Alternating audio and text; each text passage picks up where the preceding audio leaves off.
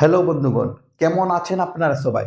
অনেক ব্যক্তি আমাকে কমেন্ট করে জানিয়েছেন যে দাদা আমাদের কৃষক বন্ধুর ডিলেট ফার্মার লেখা রয়েছে কেন, বা কিংবা আমাদের যখন আধার কার্ড বা ভোটার কার্ড দিয়ে আইডি সার্চ করছি তাহলে স্ট্যাটাসে কোনো কিছুই দেখাচ্ছে না। টোটাল শুধু নীল মানে ফাঁকা রয়েছে, কোনো কিছুই দেখাচ্ছে না, অর্থাৎ নো ডাটা ফাউন্ড লেখা রয়েছে। তো বন্ধুগণ, এই কারণটা আপনাদের কি কারণের জন্য হয়েছে সেই জিনিসটা আজকের ভিডিওতে আমি বলবো, এবং কিভাবে আপনারা সমাধান করবেন সেই জিনিসটাও আজকের ভিডিওতে আমি আপনাদেরকে জানিয়ে দিব। তো বন্ধুগণ, আমি আপনাদেরকে স্পষ্টভাবে জানিয়ে দিতে চাইছি যে আপনাদের কিছুদিন আগে অর্থাৎ 6 থেকে 7 মাস আগে আপনাদেরকে বলা হয়েছিল যে কৃষক বন্ধুর সঙ্গে আপনারা আধার লিঙ্ক করেন।